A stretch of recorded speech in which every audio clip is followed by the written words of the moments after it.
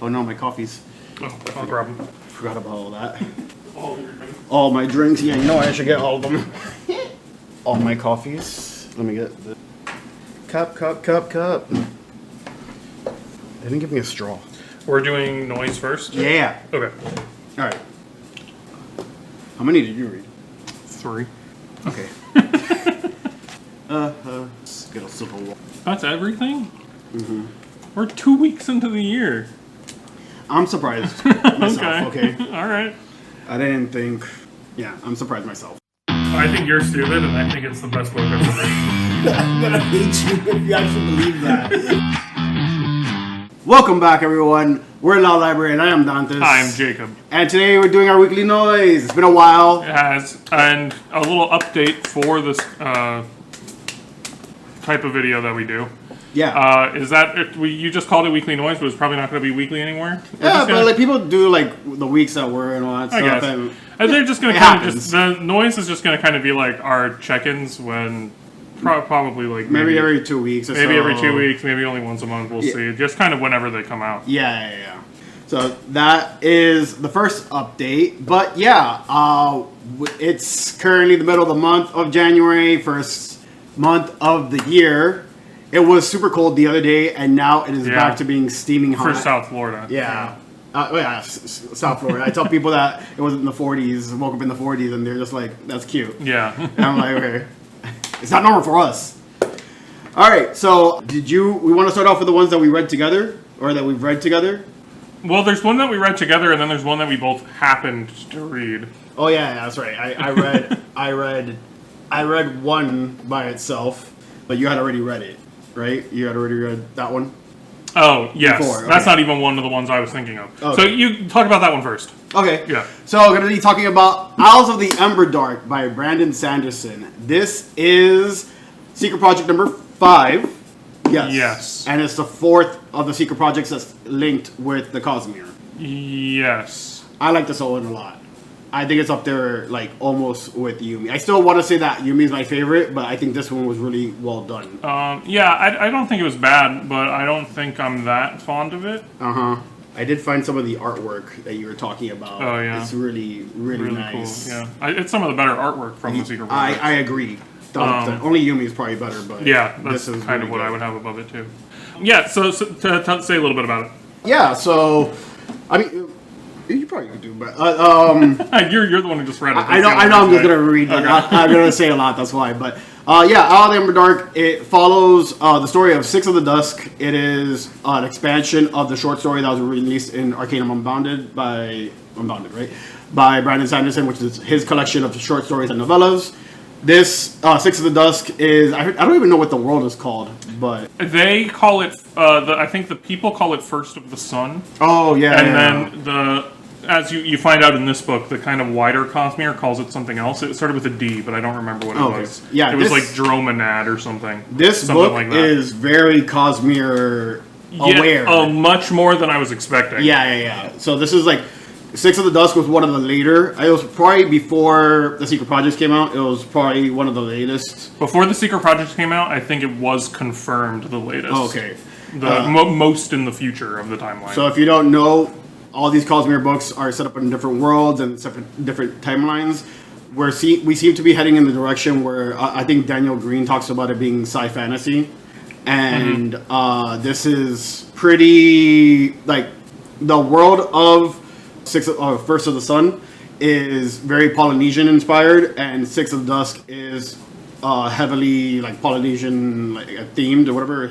The short story I will say is it follows Six of the Dusk, who is one of these trappers that goes around on these different islands, and these different islands seem to be very much focused on keeping it native. I don't even know what the word is, but like it doesn't want to industrialize, it doesn't want to like advance into the future. Dusk doesn't really. Well, the islands too, because the islands they're like death traps essentially for anyone that's not. Yeah, they're hard to modernize, but I don't think it's like they don't want to be. I could be wrong, but I don't think. I feel like that's just like maybe I'm anthropomorphizing the islands, but yeah. So the short story is Six of the Dusk comes across a person that's from one of the modern islands, or from like where I guess he originally came from, I think that's right. Like one of the modern cities or city-states. Yeah, a more modern place. And it's him traveling with this person towards trying to find out what makes these islands very special. And we're going to be doing a book review about that soon, but that's pretty much what I wanted to say about that. I gave it a 4.25 stars. What did you give it? I gave it, I think, a 3.5. Yeah, you said that you had a problem with some of the characters. A 3.5 or a 3. I had a problem with a couple of the characters. Also, just as... I don't think it's always been like this. I don't know if it's just as I've gotten older, or as I've gotten more well-read, or if it is getting worse, but I just didn't really like the writing in this. Mm-hmm. And I don't think it's always been that way. Like it's becoming more apparent. Books are getting like starting to really grate on me a little bit. It's becoming more apparent his writing style is very bad. Before Wind and Truth came out, I reread all of Stormlight, and I don't get that feeling reading like Way of Kings and Words of Radiance. I don't get that feeling. I think the issue is that when he's starting to more modernize the text and what's being written and everything, that's what's detracting away from maybe the cheesiness or the corniness from the fantasy world. Yeah, it gets very. I think, at least in my opinion, the latter half of Six of the Dust gets very corny. I didn't mind it so much. I enjoyed that, but I think it's more. I think the kind of writing style and like the modern language and stuff is more forgivable in Six of the Dust than it was in, say, Wind and Truth. Because it's getting closer to modern, and also it just makes more sense that with like the different peoples of the universe coming together, like words are getting exchanged a little more. Yeah, and like ideas and kind of like philosophical ideas and stuff are just modernizing. They're becoming more. They're all like osmosising, or whatever. I don't know the actual word. So it's a little more forgivable, but it's still there's certain things that I'm just like. It makes me cringe. Yeah, I can see that. I think there are less moments like in Words of Radiance where you get like those fist pumping moments as he continues to write these books or as we continue to read these books. But I kind of agree with that sense about his writing. The other book that we read together was The God of the Woods by Liz Moore. Yep. Oh. Read this for a book club. Yes. One that I kind of put on where it doesn't really have a theme. We don't vote on books. Everybody just takes turns picking one. And so this one was picked by Danny? Yes. By my fiance, yeah. And this was... Thank you, Danny. I thought it was fine. Yeah, I thought the same thing too. It was kind of... I'm not trying to shit on it. It was a decent enough book. I found some of the plotting was just a little bit predictable or... Yeah, it's a thriller mystery, which I don't know about you. It's not a genre that I love. Yeah, I read thrillers when I was in high school, and that was more because I think... the mothers of my friends also read them. So like the James Patterson number series. And you were trying to hit? Yeah, for sure. So. Smash. I went to an all-guy school and it was Smash all the time. Anything. But yeah, thrillers are not really my thing. Sometimes I do like a thriller. Like I read another thriller recently that was short and I enjoyed that more. It was like a novella. And I enjoyed that more. And I think most thrillers overstay their welcome. And I think this one overstays its welcome a lot. Yeah, I think I'd agree. Yeah. But yeah, that one I think I gave it 3 stars, like kind of very flat. Even I did too. Again, not my thing, could be your thing, but and I'm not saying it's a bad book, but it was fine. It's just not not my type of book. It didn't super get me engaged with it. Sure, awesome. Is there anything else that we read together? I don't think we read anything. Yeah, there is. Oh yeah. Oh yes. Yeah. It kind of just happened to. We happened to. I didn't know you were going to read it. I just picked it up. You just picked it up because it was short. Yeah. I'm like, so book club. We also read. Oh, I had it. I could have grabbed it. I forgot that I have a copy of it. Okay. All right. So another book that we read not really together, but we both read this month or the past couple weeks is The Man Who Was Thursday. Yeah. By G.K. Chesterton. This is a very short book. Very short. And it's an interesting book. I find the more I learn about Chesterton, the more I kind of dislike the guy. I hear that. And he has like such a he has a worldview that is so alien to the way I think of things. So this book, it follows a detective, Gabriel Symes. I think that was his name. Symes, yes. Symes. Yeah, I got that right. And he basically goes undercover and infiltrates this anarchist organization. And just chaos kind of ensues from there. I don't want to give away too much because I went into it knowing more than I think I probably should have. Yeah. Because of the way that it was sold, because of the way that it was pitched to me. I got a lot of information on it. But yeah, he goes undercover, infiltrating this anarchist organization, and just batshit crazy shit happens. It's a very absurd book. And it was I thought it was very funny.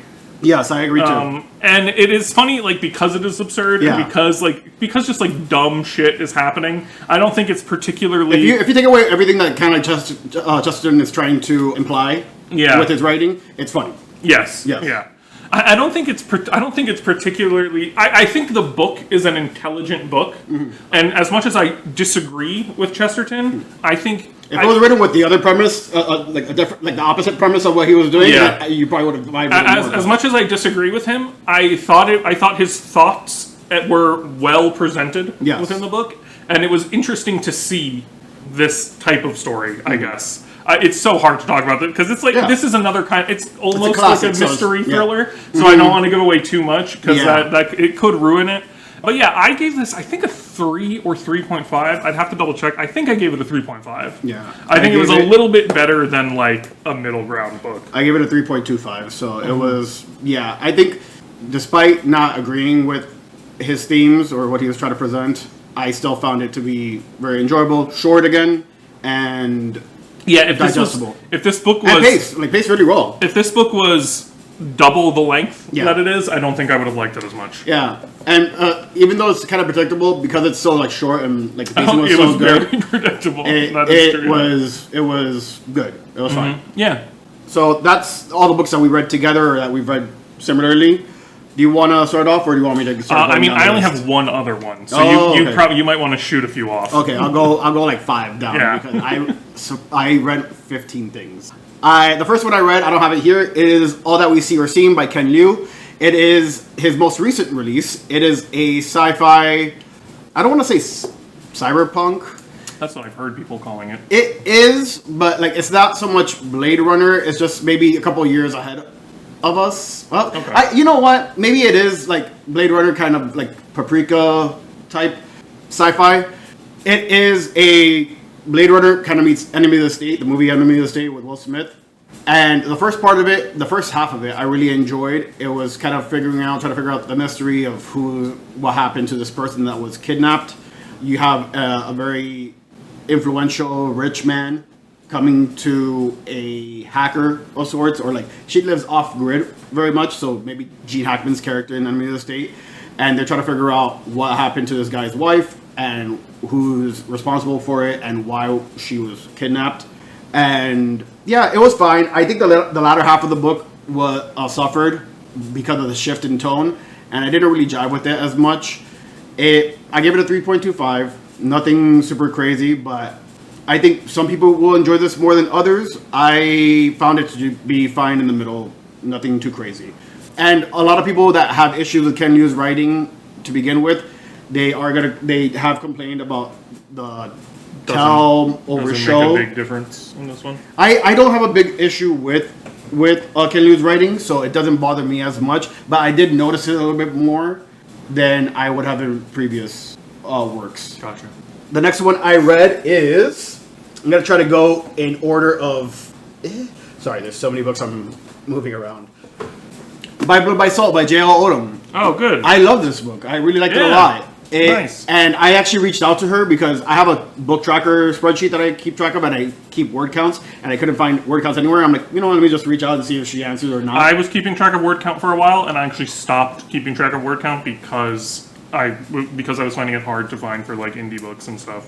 So I reached out to her, and she actually was very nice. She responded very quickly and gave me the word count for this one and her next book, A Hunt for Jackals. Nice. So if you don't know... Yeah, she's very nice. I remember, just real quick, I remember when I pitched this for Tudor Ramble's book club. Yes. It didn't win, but I was trying to spice up the pitch, and I reached out to her and I was like, hey, pitching this book for Tudor Ramble's book club, I don't know if you know who they are. They're a big BookTube channel. If this book wins, would you want to do something with them, like, for the book club? Which seems to be just the normal way of pitching now for that book is it really? Yeah, they tried pitching Sons of the Darkness, and they got the author there saying that he would come on for that. Okay. I think Jared Henderson had Christopher Rocchio promote the book that he was trying to pitch. And Okay. yeah, it was just a bunch of... But yeah. And she was like, yeah, that sounds amazing. And then I didn't win. But yeah, she was super nice. She got back to me pretty quick and was like, yeah, I love them. That sounds great. Same thing. Yeah. Same thing. So, if you don't know, By Blood by Salt is a Middle Eastern style fantasy, or military fantasy that's set in like a Middle Eastern type Inspired world. Jill Odom is a vet, and she was a linguist. Yeah. She knew Arabic at least, and you can tell her influences are very prominent in her writing.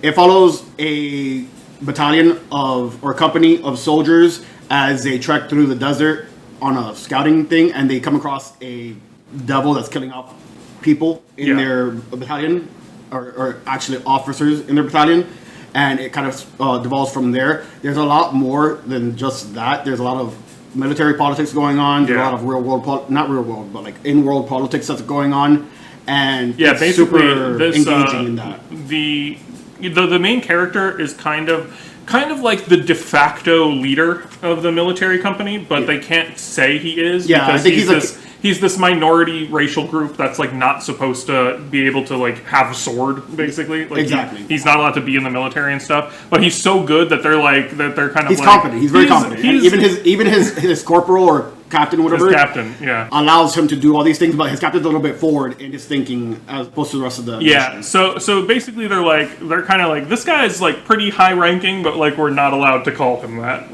like we're not allowed to say that he makes any decisions, but he kind of makes a lot of the decisions. And then when the royal family kind of gets involved, exactly. Exposed. The royal family gets involved, and the main character is Zetla, and kind of the military company, the mercenary group that he's a part of, kind of becomes like a pawn in these like political games. He's very much held hostage in his own within his own battalion or company. But yeah, I like the book a lot. I gave it 4 stars. I immediately wanted to go into the second book, and I told you that in our last video I would most likely go into it in February. Right after that video, Richard from Tudor Ramble said that he wanted to talk about it, and that's when I let you know that I might be jumping into it earlier than February. But yeah, 4 stars. Really liked it. The next book I read, and this one is going to be the same thing with By Blood by Salt, is Eye of the World by Robert Jordan. I mentioned to you guys that we're going to be reading World of Time this year with a couple of the booktubers, Books, Beverages, and Besties, Tudor Ramble, and Preacher Reads. I read the first one. To be clear, hang on, just real quick. Yes. We say Tudor Ramble, it's just Richard. Yeah. We Austin do not have the power to get Austin back into Wheel of Time. Austin is a flake. He's a quitter. I actually watched some of their videos for the first 2 books, and you could see that Austin was struggling with it. Yeah. But yeah, Eye of the World, I really enjoyed it. Very Tolkien-esque. Very much, you see that he tried to do the J.R.R. Tolkien thing of the farm boy kind of, or like whatever, the unassuming hero taking into the role, but he does his own little twist to it. And I enjoyed it. There's a lot of characters in here. It felt comfy. I like classic fantasy because it makes me feel comfortable, and it's kind of like a warm blanket around me. In terms of like innovation or story, it's probably not the best, but because of my enjoyment for the genre, or specifically this subgenre, I enjoyed it a lot more. And I give it a 4 stars, or a 4.25 stars. I had a good time with it. Some of the characters are rough, and you can tell that they're rough, but when I talk about them, everyone gets upset with me, so I can't wait for them to grow throughout the latter half of the series. And yeah, you have this unassuming farm boy, actually several farm boys, because you're not sure who's being chased, being swept up on this quest to go run away from the evil that's coming over the land. And yeah, check out Eye of the World. I mean, most people know what this is. Most people are happy that we're reading it, and so yeah, I had a good time with that. Because of that, I immediately wanted to get into book 2. I didn't read it right next, but I did end up reading book 2, The Great Hunt by Robert Jordan. This, I enjoyed it. I think the ending was really strong. I didn't have the same kind of cozy vibes as the first one, and that's probably why I rated it a little bit less, but they're probably around the same, honestly, in terms of objectivity. And yeah, it continues on with the story. You have Rand, Nynaeve, or Nineveh. I'm not sure how you pronounce her name. Moraine, all these period. I think it's Nynaeve. Yeah. And then Austin kept on saying Nineveh, but whatever. Well, I remember, I think a long time ago, like a few years ago, I think I tried to read Eye of the World. But I read like the first few pages, and then I don't remember what happened, but I stopped reading it for some reason. But I read maybe not the first few pages. I meant the first few chapters. Yes. I remember Moiraine's name. I don't know why. In my head, I kept pronouncing it as like Moirine or something. Oh. I don't know why I was pronouncing it that way, but then I heard someone say Moiraine, and I was like, that makes so much more sense. Yes. But yeah, second book continues on. I'm not going to go into too much information or details of that book, but it continues on. There's another. Rand is trying to run away from his destiny, I guess, in this series, and more stuff happens. I don't want to get too much into it, but yeah, enjoyed that one. I gave that one a 4. Again, slightly just a little less enjoyable for me than the first one. That's the first few. Did you want to go, or do you want me to keep on going? No, I can go. Yeah. So speaking of that, the only other book I finished over the past couple weeks is Fellowship of the Ring. Nice. This big version. Big stuff. I really loved it, which I was kind of expecting to. I mean, you know how people talk about Lord of the Rings. It's not a perfect book. It's not a perfect book. It's a perfect book. But it was really good. I really loved it. I think I gave it a 4.5. I gave it a 4 or 4.5. What did you think about the pauses? And by pauses, I mean like, hey, we're gonna all of a sudden start singing or how pull them. I think they're fine. I liked it. I think they're fine. I think they're fun. Sometimes it feels a little indulgent. Yes. Sometimes, very much so. especially when they're like pages long. I love it. But for the most part, they're good. It actually addressed not a problem, like a very minor nitpicky problem I had with The Hobbit. Okay. Which is that in The Hobbit, a lot of the songs they sing are like improvised. Oh yeah. And I'm like, who is improvising songs like that this? Are pages long. Yeah. It's like them cleaning up stuff. In this one, they're just like, oh, this is a song that I heard growing up. And I'm like, okay, this makes much more sense. This is a tale I've heard. Yeah, I mean, it's a mythical world. It's Middle Earth is created from the songs of the gods and everything, so. Oh, I didn't know that. Yes. That's interesting. I'm a nerd like that. Well, I'm hoping to read, like, I want to, this has made me, so originally my plan was to read Fellowship, at least Fellowship, and then go into Wheel of Time. But I like Fellowship so much that I'm going to finish all of this before I start Wheel of Time. And then I feel like, I'm about a third of the way into Two Towers so far. Still having a great time. I imagine I'm probably going to keep reading the other stuff. Did you know that Aragorn in the book actually broke his toe as he kicked that? I remember. I know you sent like a picture to me of like the cartoon from the 60s or whenever it's from. Yes, the 70s. Yeah. And I was like, the way Boromir like looks like a Viking in that one, and I can only picture what's his name. Sean Bean? Yes, yeah. Sean I Bean. can like only picture him. Now with the and then hat. seeing how he looked in the cartoon, I'm like, this is so funny. I grew up with those comics, with those cartoons, and it was horrifying. It was especially The Hobbit with Gollum and the goblin scene underneath the mountain. It was horrifying when I was a kid. Something I think is really funny about The Lord of the Rings, that it does come across in the movie, but like not nearly as much, is how mean Gandalf is. Oh yeah, he's an asshole. Yeah, he's so mean. Especially to all the hobbits that aren't Frodo. Yes, he is such an asshole. He's an asshole to Sam. He's an asshole to everyone except for Frodo. Yeah. Frodo gets a pass because he's carrying the ring. But yeah, he's an old man that has no time for anyone's bullshit. I remember, there's the famous Fool of a Took line. Yes. And stuff from the movies and stuff. But I wish I saved the quote. But there's a point where he talks about bashing Pippin's head into a door to try to open it, and I'm like, what the fuck is happening? Well, yeah, when they're doing, I think when they're trying to get open the speak friend and enter door. Yes, and he's like, oh, if that doesn't work, I'll smash your head into the door. Yeah, I'm glad that you're liking it, man. I'm glad that you're continuing on because, again, Lord of the Rings, everyone should read it. Even if you don't vibe with classic fantasy, it's great for me. Yeah, I think even if you don't like it, it's great to just see where the genre kind of started. And I know that there is fantasy before Tolkien, yes. but there is not Tolkien did basically create a world, the genre essentially. And I'm loving it. I think it is wonderful. going from beautiful writing to another beautiful writing, I read Ship of Magic by Robin Hobb. I want to say that I enjoy Robin's writing. I don't enjoy a lot of other things. Well, not a lot of other things. Specifically, a couple things that really bothered me with her stories. But I enjoyed Ship of Magic. None of the characters I liked in this one. They're all terrible. Yes, Maybe, that is on purpose. Maybe one guy, Winston, I think. Wintrow. Winston. Yeah, I don't know why.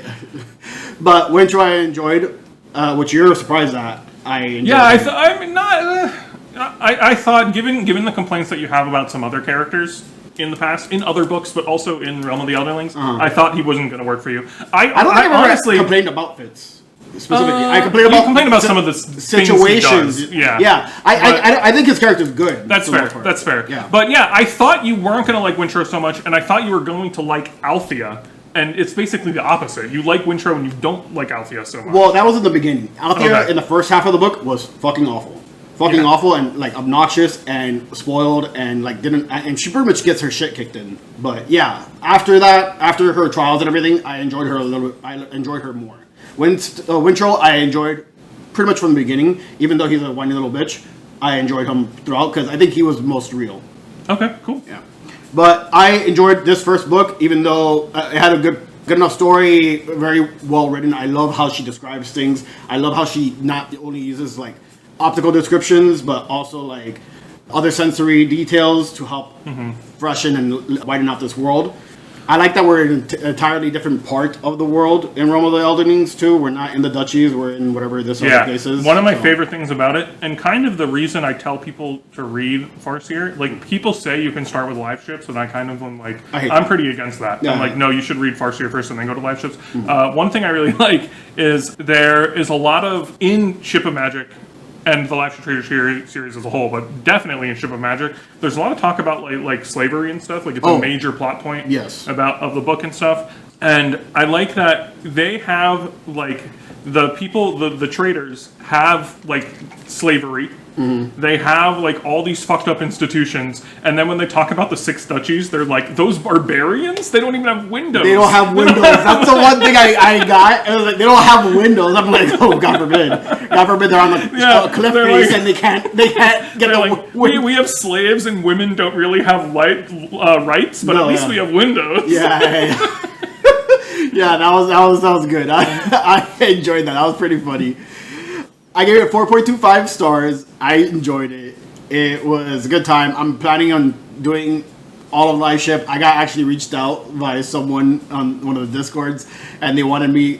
They were like, "Hey, look, I didn't enjoy Farseer. I'm gonna continue whatever all this stuff, or I'm gonna try to reread Farseer and actually finish it this time. If you want to go all the way through Realm of the Elderlings, I'm like, I don't hate myself that much. Listen, I genuinely think you are going to love the Live Ship Traders books. I think you are going to genuinely love Mad Ship and Ship of Destiny. I think you would despise the rest of the books. The next one is Tawny Man, right? Yeah. Okay. I'm not. Tawny Man is probably the only one that I'm kind of interested in reading, but I'm not good. I'm most likely not going. I think hold me to it. With all the issues. I know. I've heard things, and I know that the same issues kind of perpetuate. I get a lot of hate from people for saying this, but with all the issues you have with the plot in AskQuest, Tawny Man is like 10 times worse. Okay, yeah, then no, definitely not. I was actually looking at my ratings, and I saw that I rated Royal Ass lower than AskQuest, and I'm wondering why, because I don't like AskQuest more. Probably just the Regal stuff. The Regal stuff. I love the books, and the Regal stuff bothers me. Actually, yes, but because, I mean, the reason why I started reading this, I did, like, the Regal stuff, I've actually kind of gone more on your side, and now I'm not so much at Regal itself, more like at everyone. And I think I saw the same issues from everyone else, too. Like, yeah, I'm still upset everyone about else that, is stupid. but I understood it a little bit more. Yeah, no, I get it. Like, yeah, and I know we've had a lot of conversations about it and stuff, and I've kind of, I guess it sounds like I've convinced you at least a little bit. But even, I will fully admit, a lot of what I do is I need to make it make sense, because some of the stuff they do around Regal does not make any sense. Yeah. A lot, well, it's not just Regal, that's where my issues are, is that it's not just Regal, but there are things that just don't make sense to me. And, well, anyway, that's Ship of Magic. The next one I read Before we move on. Oh, yeah, go ahead. What do you think of Malta? Oh man, that's one name I heard over and over again about how everyone hates him, and I'm kind of with them. I don't like her. Okay. I'm interested. If she grew up in a Hispanic home, she would have a belt buckle mark on the cross her face. Yes. Yeah. Yes, because the disrespect, not so. Okay. Yeah. Because I wanted to get your opinion on Malta because she kind of has like the biggest arc in the trilogy. At least most people say. Mm-hmm. So I wanted to see where you're at now to ask you in the following books. Okay. Because a lot of people end up liking her. I don't want to say too much, but a lot of people end up with a much different opinion, a very different opinion of her at the end. Kind of like how I felt with Althea. I hate her all the way through. Okay, good. I want to hate too. So I'm interested to see where that goes for you. Yeah, that's kind of how I felt with Althea. Althea in the beginning of the book was pretty fucking bad. Mm-hmm. Yeah, but it's meant to. Yeah, it's meant to. No. That's why. So like when people were like giving me shit about that, I'm like, it's the beginning of the book. She's fucking terrible here. But anyway, the next book I read is the first nonfiction I read this month, or so far as of this month. It is Killers of the Flower Moon by David Gran. It is a nonfiction book. It obviously got turned into a movie. It is about the murders of the Osage Indians or Native Americans in, I think, Oklahoma or one of those states over there, and pretty much the creation of the FBI, which I didn't realize. I had watched the movie. I haven't finished watching the movie, but I'm going to be eventually getting into it. You'll see why I haven't had time. Well, because of work and everything, I haven't really had time to actually watch anything. Yeah, I like this one a lot. I like this better than The Wager. I was more engaged. Is it the same guy? Yes. Okay. Same guy, which I was kind of surprised about that. More engaged with it, more interested in the story and where it was heading, and kind of like the mystery and trying to figure out who is responsible for all these things, because it's obvious that these guys are getting murdered. This tribe of Indians, the Osage Indians, were allocated some land. They found oil on them, and they quickly became one of the richest tribes ever. And they owned all this money, and then essentially people started killing them off, marrying them, getting into their families. Some Indians were deemed like mentally unfit, so they had to get white guardians to actually be able to spend their money. So there's a bunch of all that stuff going on. It's very fucked up, and I really liked it a lot. And because of the movie, I had already known who was kind of responsible for things going on and some of the shit that happens. But it was very interesting, and some of the stories that you get from more present day stuff, the present day Osage Indians, very touching. And Killers of the Flower Moon comes from one of the poems that they wrote about one. I think the main Osage Indian, Molly's sister, I think her name's Anne. It talks about like her death and she was known as the Flower Moon. And yeah. I really liked it. 4.25 stars. Liked it more than The Wager. Read this one over The Wager. Yeah, I had a good time with that. The next one I read is Augustus by John Williams. And man, I read Stoner this time last year, 5 stars. Augustus, also 5 stars. This is a historical fiction epistolary. I think it's his first and only epistolary debut. It is so damn good, and I like it so much. And the way he's able to bring a sort of perspective on Augustus that you don't get in history books. Again, I'm not very well versed. I read a couple history books about Rome and stuff, but I can say that I'm a fan. But the way that he kind of humanizes Augustus and the people around him, and kind of like his fame and legend, it was just really well done. Obviously I knew it was historical fiction because all these epistolaries either don't exist or they don't kind of detail Augustus in this way. And I know some of the events that happened, and just seeing them kind of play off and then being told from different perspectives on how these things happened was very interesting. I really love this one. 5 stars, my first 5 stars of the year. And John Williams, I want to go into Butcher's Crossing immediately. I like his writing, and awesome. It really vibes with me. I think you'll like it too. But. Cool. I'm getting. I think Danny got me Butcher's Crossing. Nice. Yeah. It's very good. I didn't realize. I mentioned this before. I didn't realize Augustus was about the actual Augustus. I didn't know that either. I thought it was a cheeky title. Yeah, that's what I thought too. Okay. I go into most of my books not knowing shit. The next book I read is Ironbound. This is the book club read for Book Street Boys.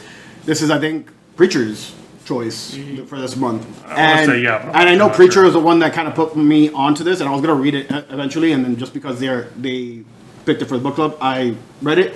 I liked it a lot, man. And Ironbound by Andrew Gibler. This is the first book of the Ironbound series. Very good, very Roman inspired. It's not like, so when I was starting it off, I thought this was going to be another like Red Rising, Will of the Many kind of like rip, and I was getting kind of bored with it, especially how Strength of the Few was lackluster for me. Gotcha. But this went in a completely different way. I enjoyed the magic system a lot in this one, and I had a really good time. And I recommend this. Super fast paced,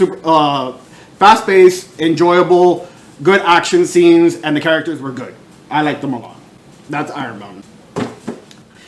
The next nonfiction book I read is Midnight in Chernobyl by Adam Higginbottom. Yes, Adam Higginbottom. I thought this was going to be I thought it was going to be a 5-star read for me because I heard so much about it. It kind of let me down that it wasn't a 5-star. It was good. I liked the beginning part of it. There's a little bit of the aftermath that I kind of got slogged down, and it's a little dense. Super informative though, super like a lot of information and very interesting information. There's actually a part, one of the more memorable parts is there's a corporal or a general that is leading cleanup of the area, and they mark off some of the rooftops by elevation and by, I guess, radioactivity. And he names all the rooftops after women in his life, and with the most Okay. the most deadly highest roof one after his older sister. I thought it was funny. But yeah, I enjoyed this a lot. It was more of a 4-star read for me than a 5-star read, and there's a lot of pictures in here. There's a lot of like narratives going on about different people that were affected by it, and you can tell at the end of it he talks about like one of the interviews that he tried to conduct with the main guy here was a tool. And yeah, it was good. It was good. I enjoyed this. I still like, if we're talking about like radium stuff, I still like Radium Girls more, but this is really cool, really interesting, different topics altogether, but yes, I enjoyed this a lot. Cool. Then, I have 2 5-stars back to back. Oh, nice. Okay. Yes. So let's talk about the first one, which is my bookmark, An Autumn War by Daniel Abraham. This is book 3 of the Long Price Quartet. This is a compendium of both, and you can see my bookmarks in the middle because that's the last book in there. It was the first 2 books. The first book I enjoyed. The second one I enjoyed a little bit more because it was a little bit more straightforward, and I was able to like gauge it, understand the world a little bit better, and the characters were a little bit more were already fleshed out for me, so I understood them a little bit better. This one took it all the way to another level, especially the ending was. I was horrified. I was horrified by some of the things that happened in this book, and it was gut punch, like a straight gut punch reading this. And yeah, I'm interested to see how the last book is in the series, and it was, yeah, I can't really say anything else. This is, again, follows Mati and Ota in another stage of their life, and there's a war that happens in this Autumn War, and yeah, it was rough. Nice. Something. I really enjoyed this. I highly recommend this. I see what John and Tabitha and Sherilyn all talk about this book, this series, and yeah, 5 stars for me. Cool. I think V read it right after me, and she gave it a 5 stars too. The next 5-star read is Boy's Life by Robert McCammon. I read this because Talking Story, John and Jacob are doing a father-son book club where they read a book every quarter, and they read this one. They read this a lot earlier than I was anticipating them reading, and I just picked it up because whatever. It was very good. I enjoyed this a lot. 5 stars again. Spoilers, but it follows the story of Corey and his father Tom going out to deliver milk. A car kind of comes swerving in front of them and goes crashing into the lake. The father tries to go save the guy. It turns out it was a murder because the guy was handcuffed to the wheel and already dead. He was already like beat up and everything.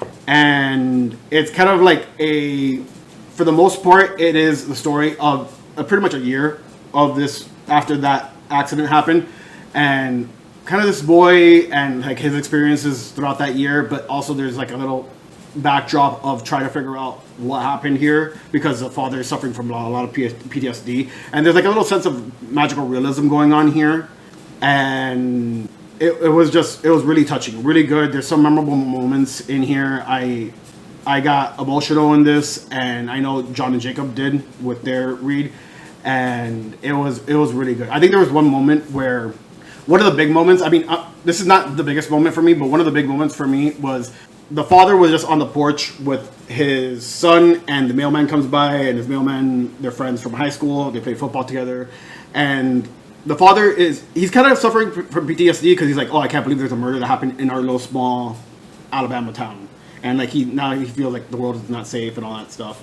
And one of the things that I know John and Jacob didn't talk about, but I brought up, is that the mailman starts talking about this kind of like Hodunk town that's right next door, and it's filled with blacks, and it's obviously the poor. I guess they're sister towns. And he's going off on a racist tangent about the blacks over there, and the Klan is kind of on the uprise for this. And the father kind of like stops him and kind of says like, hey, hate begets hate. Those people are not bad. Not kind of like cliche way that I'm saying it, but he kind of like stops. And for me, I think it shows a special sort of bravery. It's very easy to point out bad behavior for people that you don't know or people that you're just like tangentially on the fringes of, or acquaintances of knowing. But when it's a friend of yours and you're pointing out friend or loved one that you're pointing out bad behavior to because it's the right thing to do, I think it's a special type of bravery. And like, especially me having to point out bad behavior to a lot of people in my life, I thought it was really good. And 5 stars. I really enjoyed this book. And the ending was really well done. A lot of the adventures of the son Corey and his friends was great. And the ending, the epilogue at the end, where he comes back to town, it was just all very well done. I really like this book a lot. Really, please read it. Nice. Those are all the books I read, but I also read a comic book, and I don't have it here. I didn't bring it. It is The Promise. It is Avatar: The Last Airbender. The Promise. It is the first. If you're looking at publication stuff, I think it's the first one that was released. I liked it. It was very good. I liked being back in this world. Very cheesy compared. I think I find it more redeemable, not redeemable, but more cute, like in the cartoon. The comic still has very cheesy moments, but I liked it a lot. Very well done, and you can see the little buds, the little seeds being planted for the follow-up series with Korra. And yeah, I enjoyed it a lot. I actually want to continue on in this world, so I have the search, and I'm looking at getting the other comics in this Cool. Yeah, series. Yeah. But I enjoyed it a lot. I give it a 4 or 5. And enjoyable. It's written by Jean Luan Yang. And art is by Guri Haru, which is a tag team from Japan. Cool. Really good art. I enjoyed it a lot. Those are all the books that I read and all the comics that I read. What are you currently reading, Jacob? Talked about it a little earlier. I'm reading Two Towers. Yes. That's kind of the main thing I'm focused on right now. And then also, because of your pick from the book club I mentioned earlier, we'll be starting The Stranger by Albert Camus earlier. We keep joking about how there's so many books called The Stranger. Yes. So, the Animorphs one, the other, it was just so many. And we keep posting them and being like, it's this one, right? Yeah. Yeah. Let's talk about it now, because I actually started. I'm halfway through The Stranger right now. Cool. Stranger by Albert Camus. It's originally written in French. He is a French national that was born in Algeria, and this takes place in French colonized Algeria. It's an absurdist piece of work. Albert Camus also won the Nobel Prize in Literature. Nobel Prize in Literature. For this? I don't think for this. Right. But this is apparently it's not a series, but there's a triumvirate of absurdist works by Camus that a lot of people like. This one, The Myth of Sisyphus and Caligula. I'm planning on actually reading that at some point in the future. But if it wasn't for the information that Amy Minton sent to me regarding The Stranger, I would find this book just fine. It has one of the more iconic openings that a lot of people talk about, and I'll read it right now. It says, chapter 1, my mom died today. Or yesterday, maybe. I don't know. I got a telegram from home. Mother deceased. Funeral tomorrow. Faithfully yours. That doesn't mean anything. maybe it was yesterday. A lot of people like that, and it kind of tells you kind of his relationship with his family, the world at large, and there's a lot of conversations about like whether it's existential or absurdist. I lean into the more absurd because that there's just right there with that opening, it leans heavily into the absurd.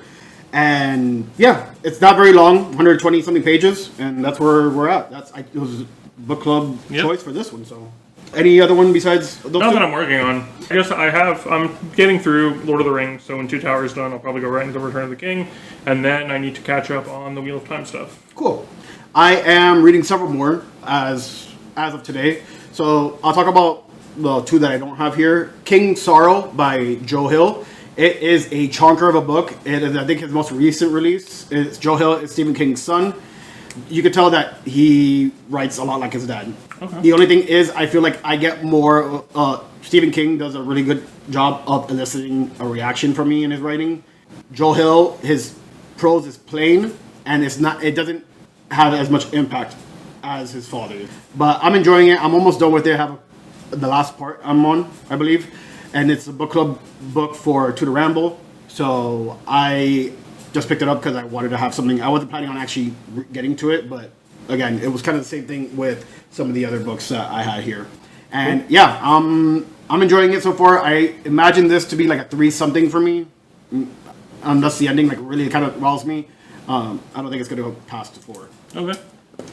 The other book that I don't have here is La Casa de los Espíritus by Isabel Allende. In English, it is The House of the Spirits by Isabel Allende. It is I think she's Chilean or Peruvian. I forgot where she's from. It's classic. Anything in the 80s I don't consider classic, but I'm reading it in Spanish, which is going to take me a little bit longer because even though I'm fairly fluent, it's not my strongest or my preferred language. And I'm reading in Spanish. I'm reading it with a couple other people on the Discord. And the first chapter, I was trying to get like a grip of what was going on, and I quickly found out it is a magical realism story, which I love magical realism, especially Latin magical realism. I tried reading like other like American style, and they're good. Like Bradbury, Boy's Life has a little bit of magical realism to it. Haruki Murakami, but I think it's done better by, at least not all of them, but some of my favorite ones are by Latin authors. And this, right off the bat, you could tell really quickly that it leans heavily into that, and it kind of has that feel of just like this this fantastical thing, kind of like Encanto from Disney. It has that kind of thing where it's like it's magic, but everyone's kind of like it feels like normal day stuff. And chapter 2 was like there was a lot of stuff in there that I did not like. Not to say it was bad, it was just like I didn't vibe with it. Cool. The other 2 books I'm reading is A Hunt for Jackals. I talked about the first book, by Blood by Salt. So this is Hunt for Jackals by J.L. Odom. I am enjoying this a lot more. Awesome. And again, I kind of reached out to her and let her know that I'm enjoying it. We're planning on reading this, having like a discussion with Richard. And yeah, I'm enjoying it so much. She's super nice. Again, super great. I recommend everyone to kind of pick up the series and really enjoy this. She says that book 3, she had to scrap and redo because it was just too rough around the edges for her. And I commend her for that, to like kind of throw out your original draft and start over again is really great. I am almost done with it. You can see I have about 200 pages, 100 pages, 100 and something pages left. And yeah, it kind of continues on where By Blood by Salt left off, and I'm having a great time. I don't want to say too much, but I figure it's going to rate higher than By Blood by Salt. Cool. And the last one I have is Shadow Games by Glenn Cook. It is the 4th book in the Black Company series. This is the 2nd compendium that has 3 stories of Black Company. And I just started it last night. It didn't get too far into it. I like being in this world, man. It is like grimy. It is grim. It is not...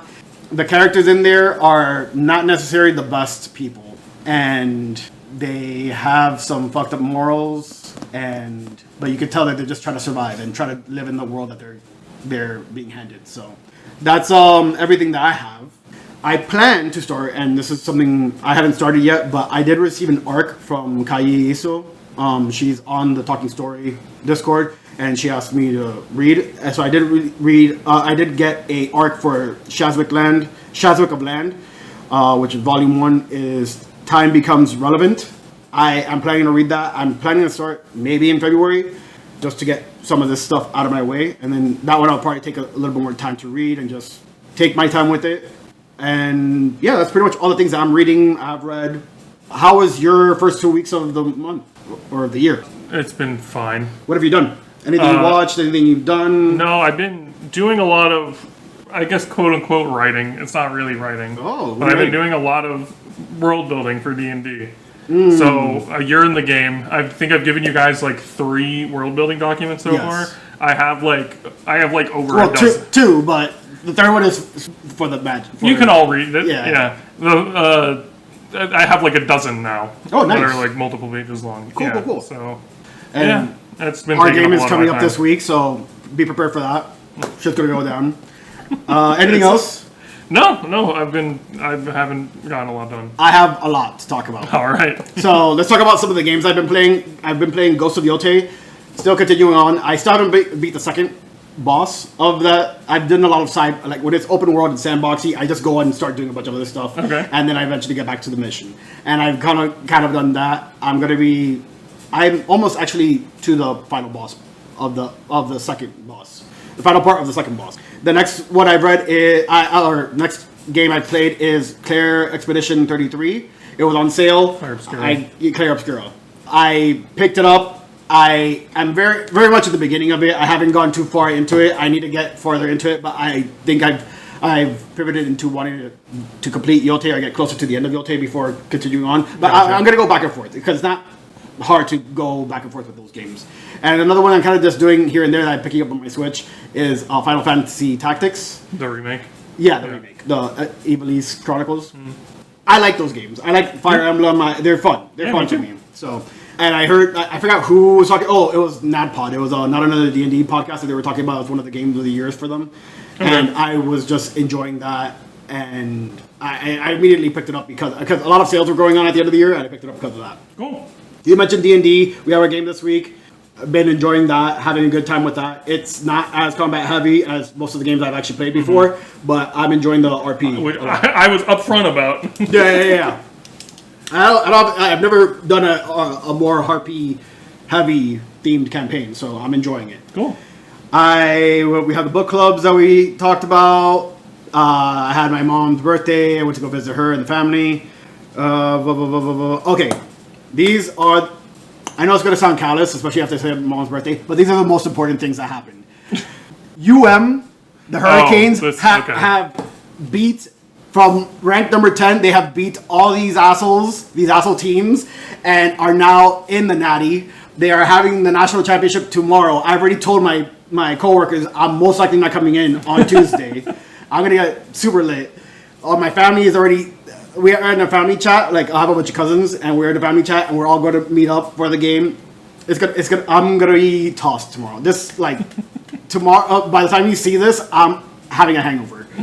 And I am super excited. It's against Indiana, which is also very special because the quarterback from Indiana just won the Heisman, but he's also a Cuban American. And yeah, it's very special because local boy. So I see a lot of Indiana. As I'm driving to work, I see a lot of Indiana flags in Miami, and I'm like, "Fuck you guys! It's always about the U."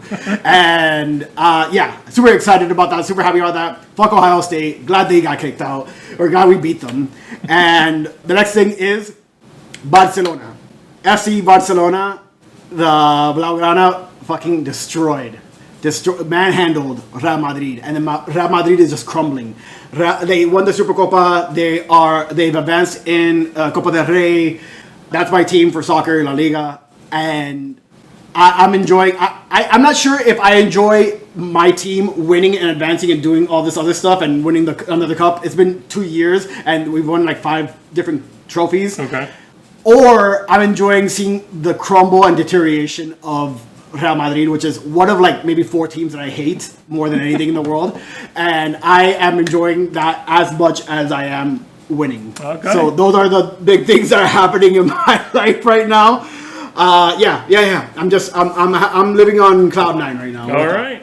I'm having a good time. Even if Miami, it's not gonna happen. Miami's gonna win tomorrow. But even if anything bad happens with my teams moving forward, I'm having the best time, best week now. All right, love it for you. Do you want to take us out, or anything you want to say? Anything more? Thank you so much for joining us. This is our first weekly noise, and you okay? It was too much for you? The way you asked, like, you have anything, and then you just didn't let me answer. You were just like, you were shaking your head no, so. I just thought it was funny. Thank you so much for joining us. Blah. Put ice in your mouth, yeah, and then you started talking? Yeah, that's how we do it. Thank you so much for joining us. Let us know about what the books that you've read, books that you're reading, anything big happening in your life. Just comment down before. Like, comment, subscribe. Tell us who's having a better start to the year, me or Jacob. Well, you read like a book every day, so... Yeah, I don't know. Well, it's also because I like at the end of the year I had like a couple books that I was reading. Gotcha. So yeah, it's not that I'm reading that much. It's just that, like, I don't know. You are. Yeah, I am. I'm actually surprised with that. But some of these are really short too. So, but yeah, thank you so much for joining us. Catch you on the next one. Peace. See you, everybody.